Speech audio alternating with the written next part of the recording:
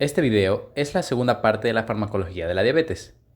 En la primera parte estudiamos las insulinas y los fármacos que ayudan a reducir la resistencia a la insulina, la metformina y la pioglitazona. En el video anterior usamos esta gráfica para entender en dónde actuaba cada uno de los medicamentos contra la diabetes. Si desean pueden verlo o pueden quedarse en este video porque volveremos a explicar cada uno para que no haya confusión. En el primero vimos las insulinas, la metformina y la pioglitazona. Mientras que en este video explicaremos el resto de medicamentos. Ya vamos a decir cómo funciona cada grupo. Empecemos con los inhibidores del SGLT2. Nos vamos a los riñones, a los túbulos contorneados proximales. Tenemos a la izquierda el lumen urinario, donde se secretan las sustancias de desecho, y a la derecha el plasma, donde se reabsorben las sustancias que sí van a tener un provecho. En condiciones normales, muy poca glucosa se filtra por los riñones, aproximadamente 180 gramos por día. Y de esta se reabsorbe la gran mayoría en el túbulo contorneado proximal, junto con sodio a través del canal de sodio y glucosa o SGLT2. La glucosa pasa hacia la circulación a través del canal GLUT2, mientras que el sodio pasa a la circulación a través de la función de la bomba de sodio-potasio ATPase, que mete potasio en la célula y saca sodio. Así reabsorbemos glucosa y sodio. Esto es lo normal. Mientras que en la diabetes aumentará la filtración de glucosa en la orina. Entonces, si nosotros inhibimos el canal SGLT2, vamos a reabsorber menos sodio y menos glucosa. De esa manera obtendremos dos efectos. Una diuresis osmótica, ya que el sodio y la glucosa, al ser osmoles, van a arrastrar agua y aumentar la diuresis. Y también reducir la glicemia, ya que estamos eliminando la glucosa extra por la orina. Entonces, ¿cuáles son estos medicamentos? Empezamos con la dapagliflozina, la empagliflozina, canagliflozina y ertugliflozina. Y van a seguir saliendo más. Los podemos encontrar solos o en combinación con metformina, ya que tienen un efecto sinérgico y muy bueno, que vamos a explicar en un momento. En su farmacocinética tienen una buena biodisponibilidad oral del 60 al 80%, son transportados unidos a proteínas en un 90% y tienen una semivida de unas 12 horas, lo que permite la administración una o dos veces al día. El metabolismo es por glucuronidación hepática y la excreción es predominantemente renal a través de metabolitos inactivos. Pero si tenemos metabolitos inactivos, entonces ¿cómo es que funciona si al llegar al riñón ya están inactivos?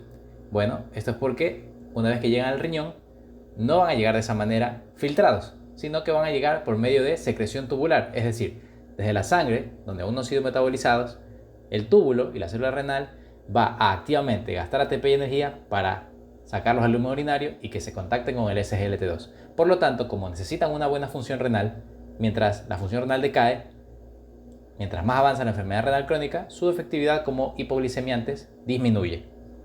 Si tomáramos un inhibidor del SGLT2 como monoterapia, reduciríamos la hemoglobina glucosilada en 0.7 a un 1%. Ya que perdemos glucosa en la orina, también perdemos una cantidad de peso bastante modesta. Al igual que una pequeña reducción en la presión arterial al perder ese poco de sodio. Todo esto con la ventaja de no producir hipoglucemia. Debemos destacar dos efectos muy importantes a nivel renal y cardiovascular. En los riñones, al reducir la presión, también se reduce la presión intraglomerular, lo cual preserva glomérulos, y esto hace que se reduzca la progresión de la enfermedad renal crónica. Esto es algo muy importante. A través de la reducción de la presión arterial y otros efectos como reducción del estrés oxidativo, reducción de la apoptosis de los cardiomiocitos, tienen un efecto beneficioso en la insuficiencia cardíaca. Es decir, han reducido hospitalizaciones y muerte por insuficiencia cardíaca. Asimismo, han demostrado beneficios en eventos cardiovasculares mayores, es decir, ictus, infarto agudo del miocardio, hospitalizaciones por estas causas y muerte por estas causas. Lamentablemente no todos lo hacen todo al mismo tiempo. El beneficio renal se ha observado con la canaglifosina, dapaglifosina y empaglifosina. El beneficio en insuficiencia cardíaca se ha visto con todas las anteriores más la ertuglifosina. Mientras que el beneficio en eventos cardiovasculares mayores se ha visto con la canaglifosina y la empaglifosina. Y estos efectos se han llegado a ver incluso en pacientes sin diabetes, lo cual significa que aunque controlemos bien la glucosa con otros medicamentos, no tendrán estos mismos beneficios. Por lo tanto, se indicarían en personas con diabetes que tengan enfermedad renal crónica, y la Asociación Americana de Diabetes recomienda iniciarla incluso en aquellos que tengan una tasa de filtrado mayor a 20, es decir, casi en el estadio 5. Recomiendan mantenerla hasta la diálisis o el trasplante. Solo debemos recordar cuáles son los medicamentos que tienen ese beneficio comprobado. Asimismo, la recomendarán en personas con diabetes e insuficiencia cardíaca y en personas con diabetes y alto riesgo o ya han presentado estos eventos cardiovasculares mayores. Recomendarán estos medicamentos o un agonista del GLP-1, que ya los veremos en un momento. Por todo esto debemos tener este grupo farmacológico muy presente porque su uso correcto salvará riñones, corazones y vidas. Para sus efectos adversos debemos describir una situación, ya que los medicamentos no mejoran la resistencia a la insulina ni tampoco aumentan la secreción de insulina, puede suceder el siguiente escenario. Si estuviéramos en un tiempo de ayuno prolongado, tendríamos poca glucosa, lo cual estimularía la secreción de poca insulina. Ante la falta de glucosa, comenzarían a metabolizarse ácidos grasos a través de la cetogénesis. ¿Y cuál es el peligro de la cetogénesis? La cetoacidosis, que en este caso sería cetoacidosis diabética, pero como la glucosa estaba normal o baja por el medicamento, sería una cetoacidosis euglicémica. No sería igual a la cetoacidosis típica, donde vemos glucemias muy elevadas. Eso es algo muy importante que deberemos tener en cuenta. ¿Cómo prevendríamos esto? Evitando los ayunos prolongados, evitando su uso en enfermedades críticas que promuevan el metabolismo anaeróbico y durante las cirugías, que promueve ambas cosas. Para recordar los efectos adversos, observaremos a una persona que está tomando algo verde, como ácido, para recordar la cetoacidosis. Esta persona está sudando para recordarnos que puede existir deshidratación debido a la diuresis. Y, como sabemos, donde hay azúcar hay bichos. Es una manera un poco fea de decir que esto pudiera aumentar el riesgo de infecciones, entre ellas las infecciones micóticas y, en el peor de los casos, una gangrena de Fournier ha sido reportada también. ¿Cómo podremos prevenir esto? Con una correcta higiene genital. El siguiente grupo son los agonistas de GLP-1, que buscan hacer la misma actividad que las incretinas. ¿Cuáles son las incretinas? GLP-1 y GIP son las principales. GLP-1 es el péptido similar al glucagón 1 y GIP es el polipéptido inhibitorio gástrico. ¿Cómo funcionan las incretinas? Cuando ingerimos un alimento, células en el tracto gastrointestinal liberan las incretinas que estimulan a la secreción de insulina por parte del páncreas. Tanto así que en el estado normal son responsables de hasta el 70% de la secreción de insulina. Por lo tanto, si usamos un análogo de incretinas, obtendremos algunos de estos efectos. En el hipotálamo promueve la reducción del apetito. Por este motivo son muy efectivos en la reducción del peso. También reducen el vaciamiento gástrico, lo cual nos ayudará a recordar los efectos gastrointestinales que tienen. Y por último, vemos que a través de una protección contra la aterosclerosis y otros mecanismos que se están estudiando, tienen un efecto beneficioso cardiovascular sobre los eventos cardiovasculares mayores. Estamos hablando de ictus, infartos, tanto hospitalizaciones como muerte por estas. ¿Cuáles son los análogos de GLP-1? La liraglutida, semaglutida, que es el famoso Ozempic, dulaglutida, exenatida y lixisenatida. Como vemos, son medicamentos inyectables por vía subcutánea, pero se ha desarrollado una formulación de la semaglutida oral. En su farmacocinética las ordenamos por conveniencia. La dulaglutida y semaglutida se administran una sola vez a la semana. La lixisenatida y liraglutida se administran una vez al día. La exenatida se administraba una cada 12 horas y la formulación oral de la semaglutida se utiliza una vez al día. La excreción es predominantemente renal y no se necesita ajuste de dosis para la dulaglutida, semaglutida y liraglutida.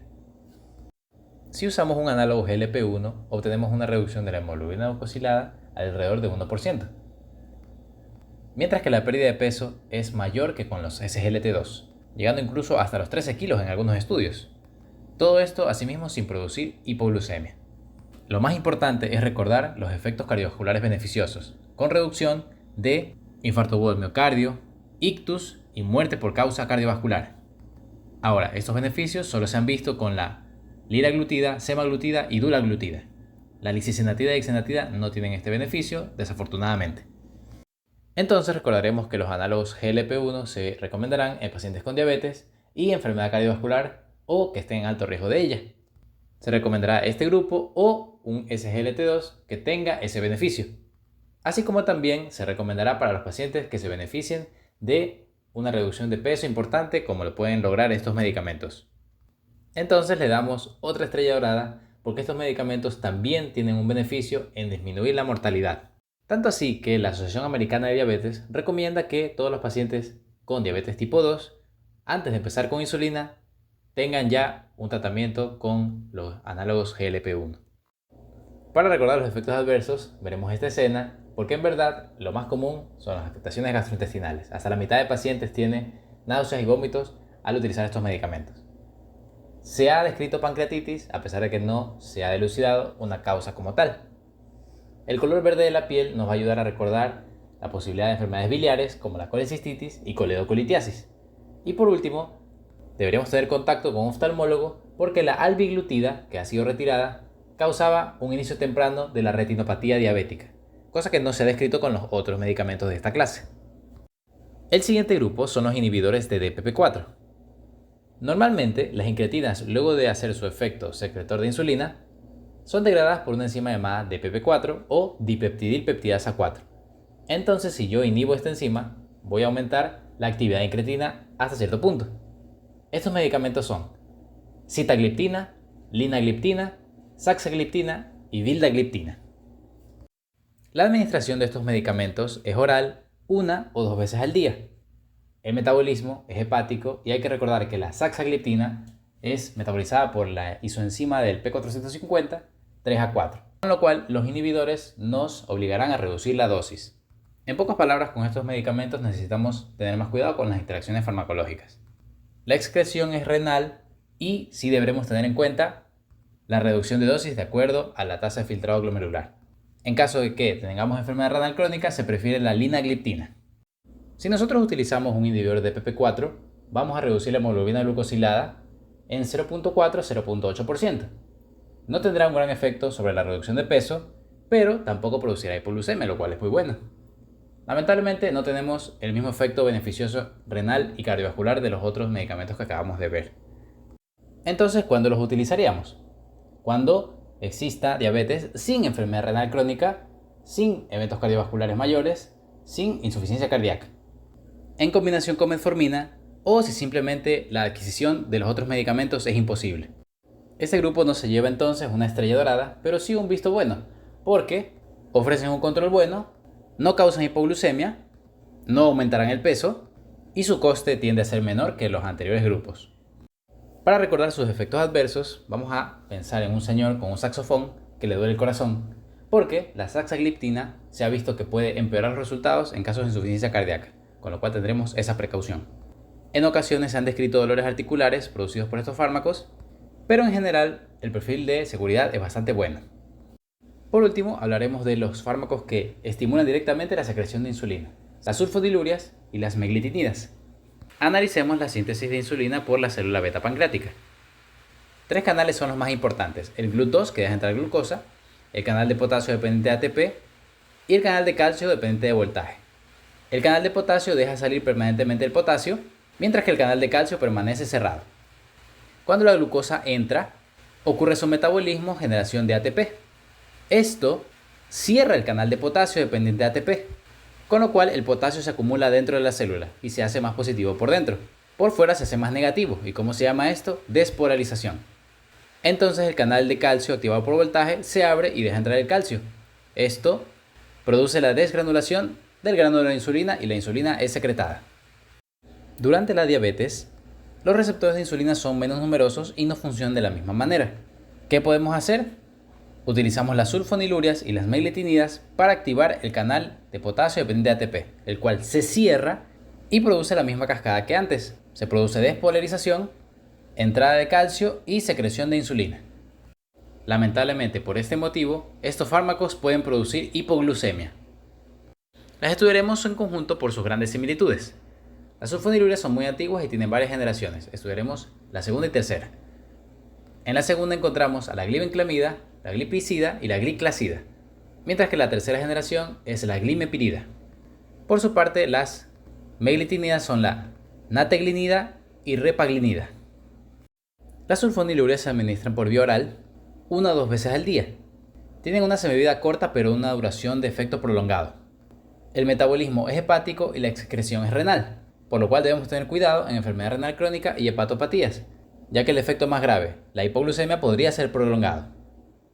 La nate y repaglinida se utilizan mejor una vez antes de cada comida. Su metabolismo es hepático y su excreción es renal. A pesar de eso, la repaglinida es útil en la enfermedad renal crónica. Tendrían la ventaja de que el efecto hipoglicemiante no dura tanto tiempo como con las sulfonilurias. Utilizando estos medicamentos reduciremos la hemoglobina glicosilada, pero lamentablemente tenemos como efectos adversos la hipoglucemia y varias interacciones farmacológicas que debemos siempre chequear. La ventaja que tienen estos medicamentos es su muy bajo costo en comparación a otros, pero tampoco tienen los beneficios cardiovasculares o renales de los dos primeros grupos. En resumen, vimos dos grupos de medicamentos estrellas, entre los cuales está el Ozempic, que mejoran enfermedad renal crónica y reduce mortalidad cardiovascular. Otro grupo que permite un buen control glucémico, sin hipoglucemia. Y por último, dos grupos que lamentablemente deberemos tener cuidado con la hipoglucemia, siendo sus ventajas su muy bajo costo. Muchas gracias por ver este video, espero que les haya gustado y les haya servido. No olviden suscribirse para más videos y dejar cualquier sugerencia o queja en la caja de comentarios. Asimismo les recomiendo ver la parte 1 para repasar las insulinas y la metformina. Que estén todos bien, hasta la próxima.